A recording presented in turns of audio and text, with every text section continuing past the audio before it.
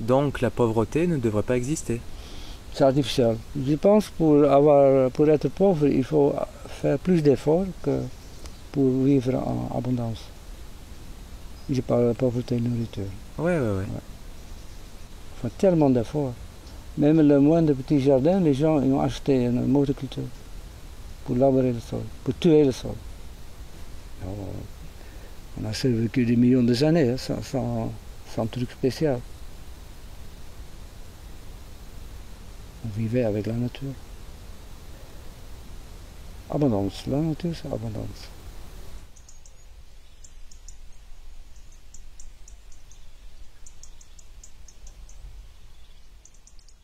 Cette idée vient de Ruth Stout, une américaine, qui a regardé dans la nature et dit mais on ne laboure pas et pourtant ça pousse.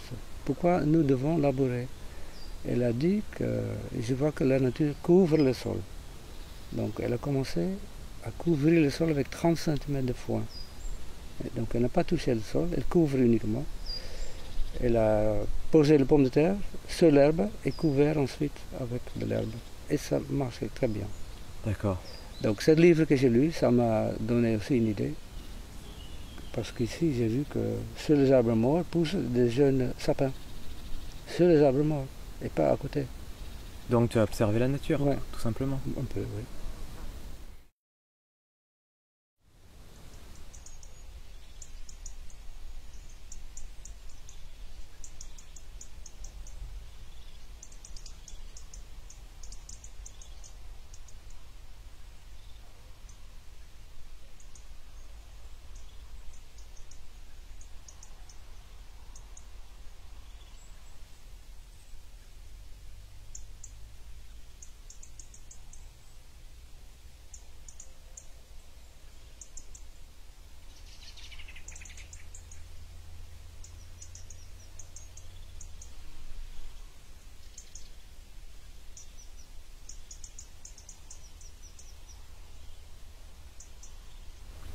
Mais j'imagine que dans la forêt de Vierge, je ne suis jamais allé, ça se passe comme ça. Des arbres tombent à fin de vie, avec les branches qui, peut-être, qui vont craquer, les feuilles aussi, et ça se couvre. Et ça continue, ça continue. C'est l'arbre qui est tombé et il y a des autres qui poussent, sans intervention humaine. Et ça donne des buts naturellement. Donc tu essayes d'imiter la nature. Ouais. Alors là, il y a quelque chose de génial à montrer. C'est ces artichauts, des petits artichauts qui font, je sais pas, 1 mètre, 1 m 20, qui sont plantés dans la terre qui n'a pas été travaillée. Donc là, c'est juste de l'argile en fait. Voilà. C'est juste de l'argile là. Donc voilà, ils font 1 mètre, 1 m 20. Ok. Et là, les espèces d'arbres qu'on a là et là, c'est les artichauts, les mêmes artichauts, mais plantés dans les buttes. Voilà. Donc ça fait des forêts, j'avais jamais vu ça. Donc c'est clair et net que qu'il y a une sacrée différence entre ça et ça. Autour de chez toi, c'est que de l'argile très dure, Ouais. pas aérée du tout. Non.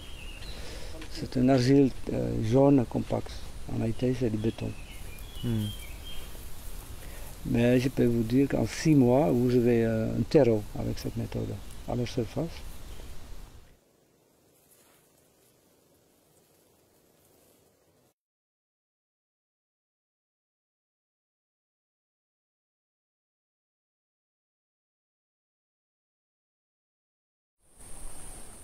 Les buttes sont remplies avec du bois qui sont les réserves d'eau.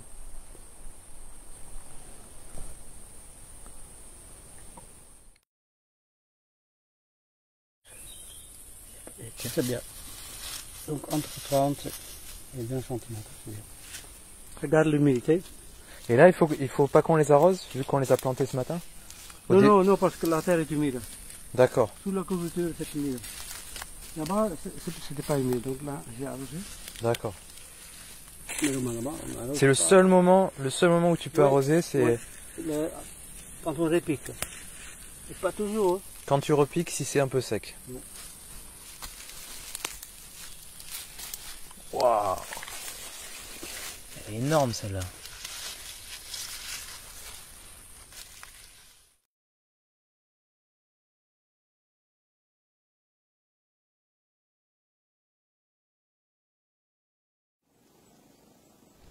En 6 heures, on fait une butte qui dure 20 ans. Donc tu n'as pas besoin de remplacer le tronc et de refaire toute la butte Non. avant 20 ans. Avant 20 ans. Non. Il y a juste la couverture végétale que tu changes. À entretenir. Ouais. Et, il faut que ça garde entre 20 et 30 cm d'épaisseur. Tu utilises un peu ce que tu as sous la main en fait. Tout. Voilà, tout. Tout. Pas d'exception. Des branches et des feuilles dans la forêt, sur le chemin, tout. Déchets de cuisine, végétal. Tout est utilisable, il n'y a pas d'exception. Seule exception, Les agrumes. les agrumes. La seule exception. Oui, parce qu'ils freinent la décomposition.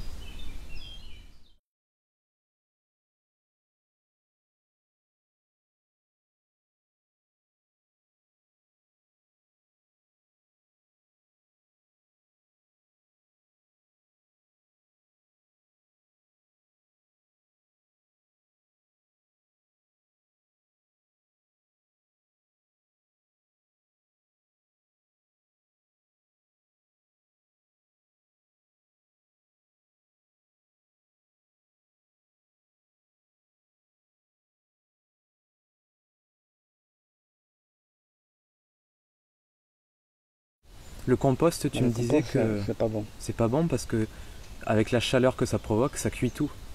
Oui, ça cuit tout. Et, on dit c'est le but aussi parce qu'on ne veut pas les mauvaises graines dedans et les maladies. Donc il faut vraiment faire le compost qui chauffe pour éliminer toute la vie. Ben, justement, on a besoin de la vie dans le jardin. C'est vrai que les racines trouvent la légèreté et une certaine nourriture, mais vous devez toujours recommencer à faire du compost.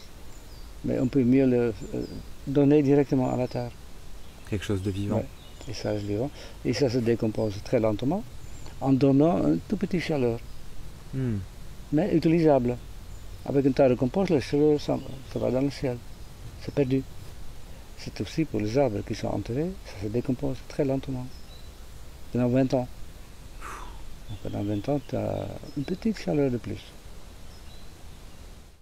Mais les vers de terre qui sont mes travailleurs, souterrains, des petits vers tout petits, c'est eux qui font mon travail. Hein. Je n'ai pas de labourer, c'est eux qui le font pour moi.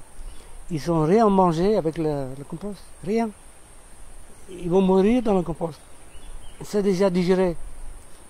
Et ouais. Donc eux, ils ont besoin de matière non décomposée. Vraiment de la matière organique qui Oui, vont... du bois pur.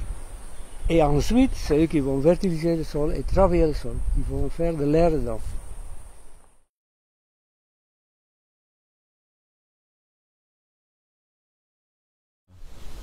Bien sûr, il n'y a pas d'engrais. Pas d'engrais chimique, pas de fumier. Aucun traitement, rien. Ni pour protéger les plantes quand ils sont sortis du sol. Rien. Wow.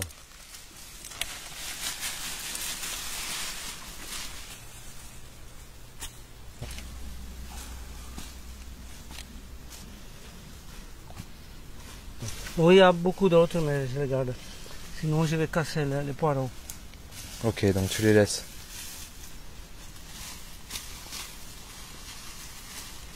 Donc, étant donné que tu laisses des pommes de terre, les pommes de terre, elles vont ça va repartir en plante. Ah, mais donc même si j'arrache tout, hein, ils vont revenir. Il y a toujours une petite racine qui reste. Puisque je ne laboure pas, donc il y a toujours des pommes de terre. Même en plein hiver. Ah oui, c'est l'avantage de ne pas labourer, ça. Il ne faut pas labourer. La nature ne laboure pas. Non.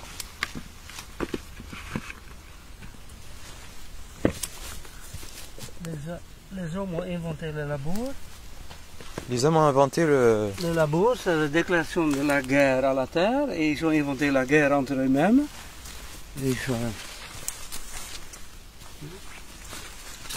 C'est l'espèce le plus dangereuse de la planète. L'homme.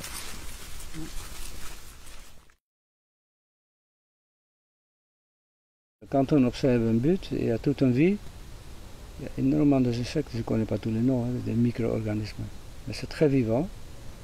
Et tu vas t'imaginer, maintenant tu viens avec un grand engin, lourd, et avec des grands couteaux, il va tout pulvériser. Tu vas vraiment tout tuer, tout. Il ne reste rien de vivant.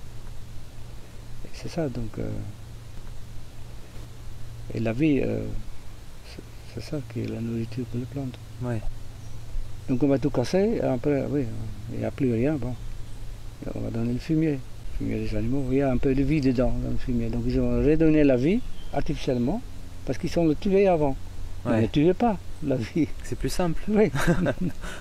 Et ouais. Oui, mais quand on tourne par la terre est trop dure, oui, la terre est trop dure, oui. Mais, couvre la terre uniquement, il est toujours souple. Ouais. Oui, mais si on n'a pas le tracteur, on ne peut pas nourrir. Si on n'a pas de la tracteur. population. Si on n'a pas de tracteur, on ne peut pas nourrir le monde. Mais c'est pas vrai.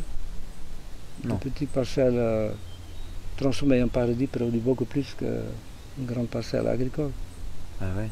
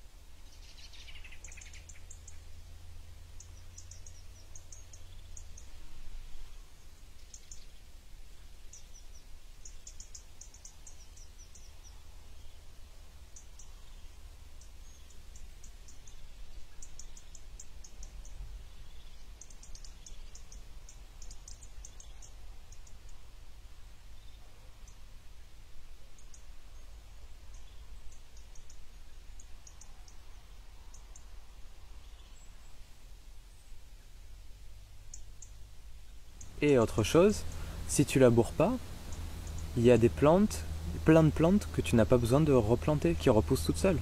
Ouais.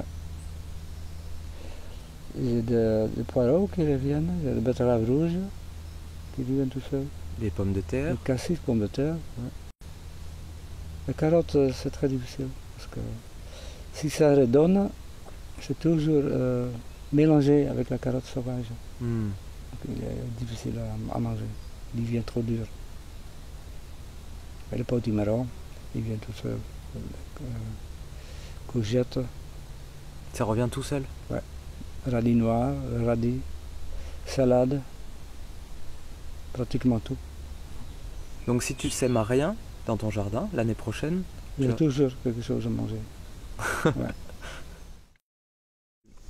En automne, hiver, au printemps, comment tu te nourris? Ton jardin te donne toute l'année? Et donc toute l'année, les pommes de terre sont aussi en plein hiver.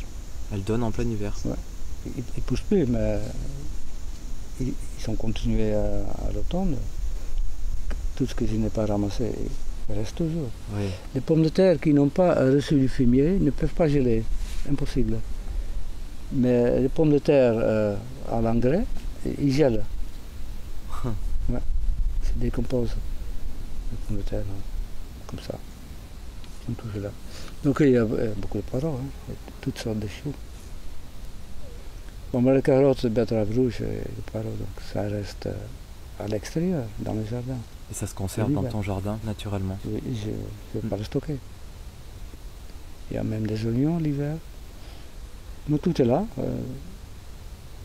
Toutes sortes de salades sont toujours dehors. Les salades, ils résistent à moins 15 l'hiver, couvert la neige. Parce qu'il y a une petite chaleur à l'intérieur. Les jardins sont pleins l'hiver. C'est quoi les températures les plus basses que tu as enregistrées ici? Moins 26. Moins 26. Ouais. Et 1,5 mètre de neige.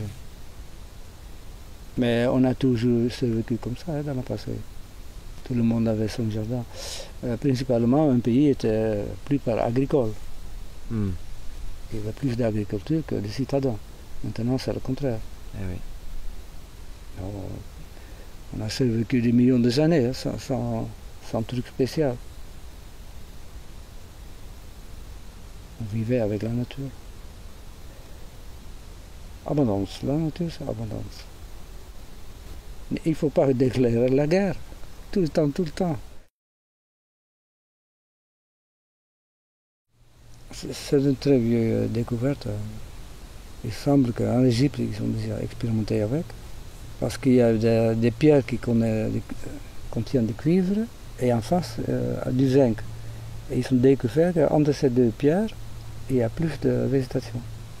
D'accord. Donc ils ont expérimenté avec ces métaux purs, cuivre et zinc, pour améliorer la récolte. Donc il y a 200 ans, il y avait un certain curé qui a expérimenté, qui a appris les expériences avec des résultats surprenants. Donc ils ont fabriqué toutes sortes d'antennes de différentes hauteurs. Et il y avait souvent un meilleur résultat. Double récolte. Il doublait les récoltes. Oui, il doublait les récoltes. Parce qu'entre le zinc et le cuivre, il y a un courant, un mini-courant naturel. C'est une pile naturelle. Et visiblement, les plantes, ils sont très contents avec l'augmentation du courant dans le sol. En plus, ça donne un peu d'humidité de plus. Par électro-osmose, l'humidité du sous-sol va monter à la surface. Donc tu as un peu plus de survie en temps de sécheresse. J'ai mis tous les 7 mètres. Donc au sommet, il y a le fil de fer.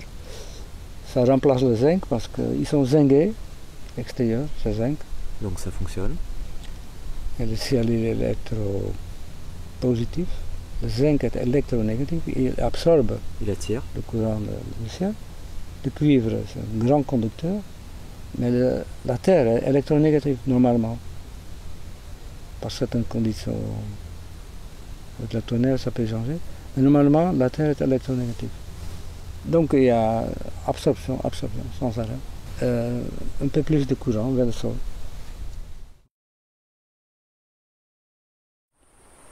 Quand on est pieds nus, et nous capte la lumière avec la peau, on est dans le jardin, c'est des piles.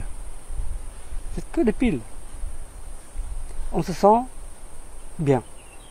On a trouvé le Graal en soi-même, dans un jardin comme ça.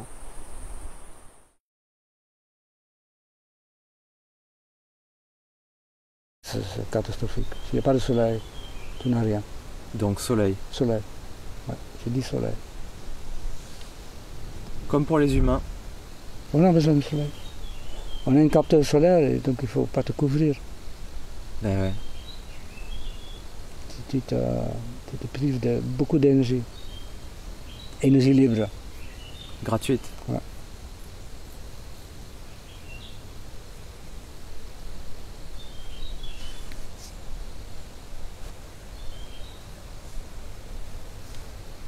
Ben, merci beaucoup. Avec plaisir. Avec plaisir. Merci pour ta générosité et ton savoir. Ça vient tout du soleil. Tout vient du soleil. Ouais.